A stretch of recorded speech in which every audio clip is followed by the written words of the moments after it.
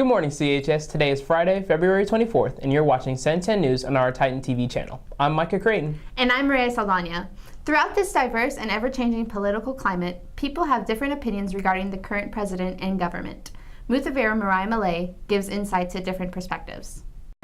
At a time where we feel like we are consistently divided, it's always a good reminder that the things that unify us aren't our beliefs or our ideals, it's our ability to listen to one another's opinions and take them into account. Different generations have different outlooks on the present, past, and future and give their opinions on our new president. Do you feel that our country's gone through worse times than there are now? Worse times? No, I personally don't feel that way. I feel that a lot of us have been brought on by ourselves. Nowadays, all you do is walk to a computer, type in what you want to type, and the whole world hears it. I don't think it's quite as decisive as you think it is. With an older perspective, we seeked more from a more diverse, younger generation. I feel like it's not great. I mean, it used to be a lot worse, though, and we've come a long way. People are beginning to see up each other's views, and there's not a lot of civil war going on anymore, so... No, I think we're all gonna die in fire. We have a good candidate, but there probably were some other good ones, but not noticed, but it doesn't really matter. We have one today, and we're gonna be with him for the next 4 years, and it's gonna be good, I hope. I'm kind of having mixed emotions because, like, some of the stuff he's saying, I kind of agree, but I don't know if he's going to carry it out. And the other stuff I don't agree with. Like what specifically, if you know anything? Like building a huge wall. I mean, there's already a wall. I don't like him being president. You don't like him being president? Why do you think President Trump's mean? Because I think he's going to ban Middle East Indians from America. This one particular citizen had strong words for our new president. Should do. I think he should make better school lunch. This has been Muthuvera Mariah Malay, Cen10 News.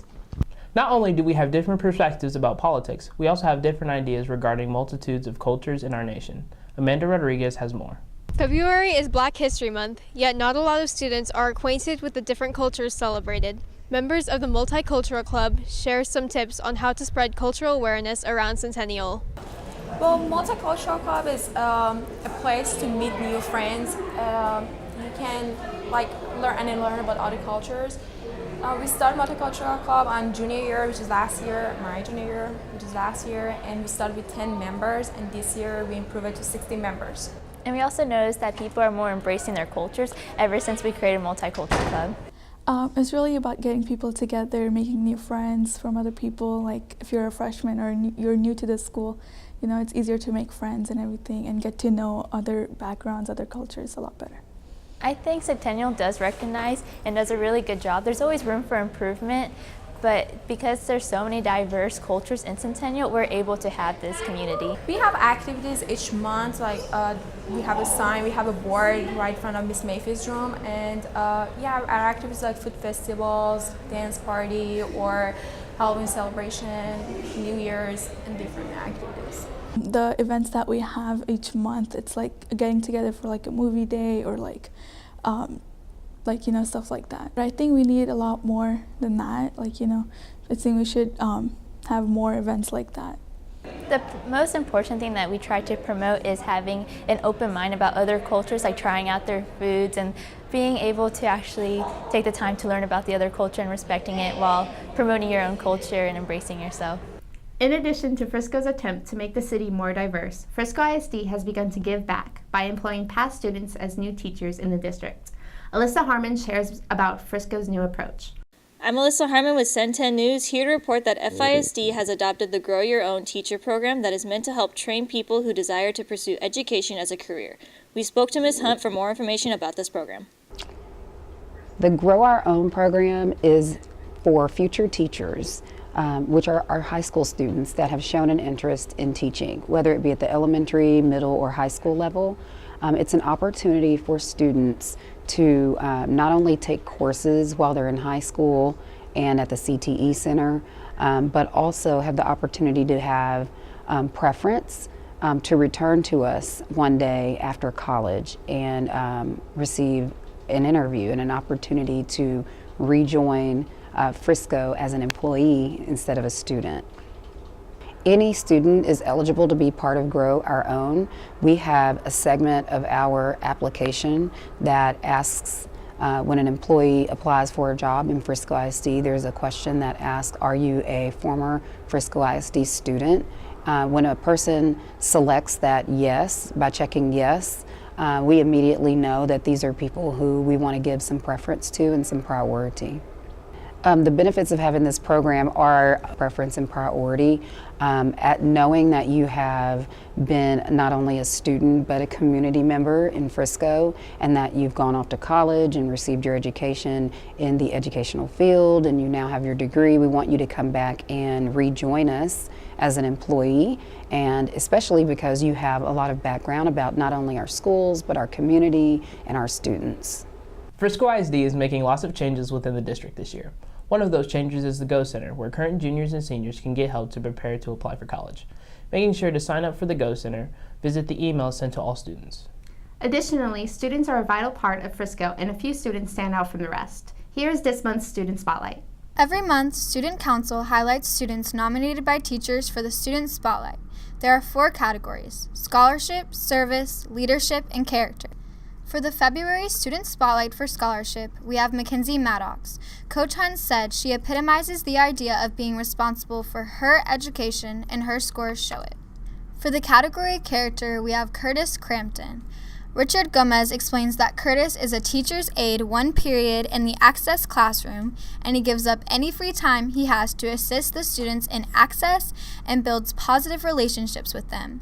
He has a real gift for working with and making a difference in these students' lives. For Student Spotlight for Character, we have Tatum Stevens.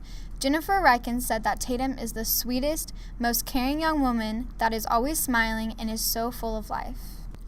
For Spotlight for Leadership, we have Griffin Keller. Ms. Hooten says Griffin is a student who connects with everyone in the classroom. He is a leader in that he engages all to go in a positive direction.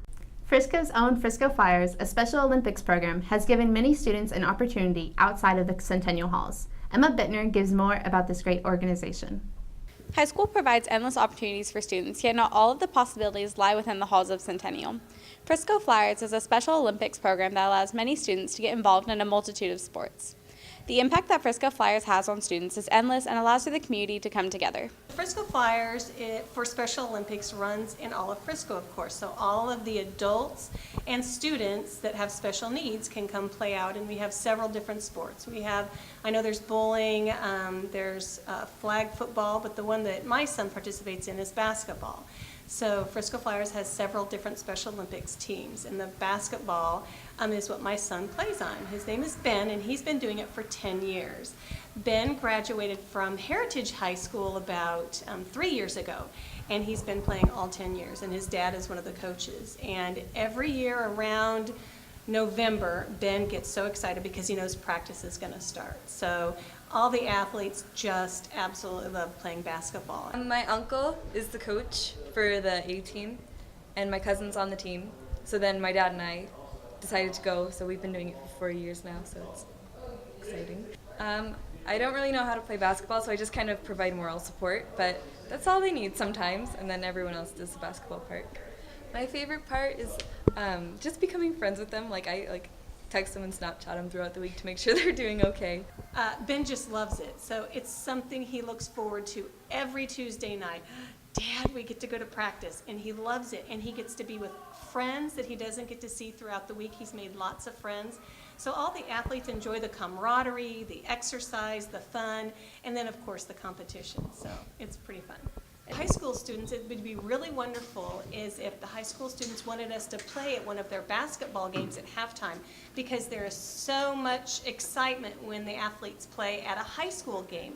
So if the high school students want to call us and they want to ask us to play at the halftime between one of the games, the athletes love when all the high school students cheer them on and get excited. And then we also do need volunteers to come help out at practices that we have on Tuesday evening. So if they wanted to come help out and help some of the students learn how to shoot, or just the protocol for basketball. Reporting for Cen10 News, this is Emma Bittner. Hey Titans, Rachel here with your Cen10 Sports Update. There have been a lot of games and matches going on throughout the last couple weeks. Varsity softball lost to McKinney, Newman Smith, Wiley East, and Creekview, but they beat North Mesquite 8-4. In soccer, the boys varsity won in extra time 3-2 against Frisco and outscored Wakeland 4-1. The girls varsity team have wins against Lone Star 2-1 and Wakeland 5-2. The girls JV tied Wakeland 4-4. The Centennial wrestling team took second place at the regional tournament this weekend at Wakeland. This is the 5th straight year that the Titans have been in the top 2 at regionals. The following wrestlers are competing in state this weekend in Houston: Kyle Villarreal, Baylor Stewart, Gregory Copestick, Noah Sims, and Gerardo Almaguer. Jack Schoen and Trevon Lorente will be going to state as alternates. Coach Cody Johnston was voted Regional Assistant Coach in the year by his peers. Good luck to the Titan wrestlers at state as they fight to bring home their 3rd state title in 4 years. Also, shout out to Titan DECA and ACDEC teams who are also at state this weekend.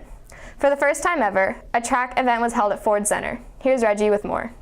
With the opening of the Stars, sports in Frisco have taken a dramatic turn, including track, as well as many other sports that are able to use the facility. Recently, for one meet only, a 200 meters banked track was placed inside the facility for the first ever meet there. Centennial was one of the few schools to be invited to this once-in-a-lifetime event. We talked to some runners and coaches to see how this meet went. My expectations were very high for the kids. You know, I know it was a little different experience for them because most of them never had the opportunity to run on the indoor track before, but I still wanted them to compete like they were at a regular outdoor meet. The atmosphere was just a little bit different, but I had very, very high expectations for the kids. We always go out to win, but we knew there was going to be a lot of fast teams out there, so we just went out to have fun and do our best. I definitely think that we have a lot of growing and maturity that we have to achieve throughout the season because we are very young again. We're not like we were last year. We had a lot of seniors that were out for the team. We got to get that changed. We got to continue to keep the excitement for the track program going. And our freshmen and sophomores and our juniors right now are going to carry us throughout the season, and I think that with each track meet, they're going to get better because the more experience you have on the track, the better you'll be able to understand what it takes to get warmed up before your races and the proper amount of time. You know, then the more competitive you're going to be because you know you're getting faster throughout the season. You know the other teams and other athletes are also getting faster, so you want to be able to continue to stay afloat.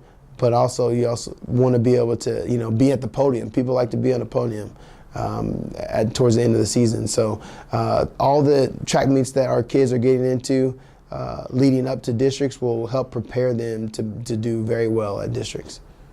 Reporting for Cen10 News, this is Reggie Albaweed.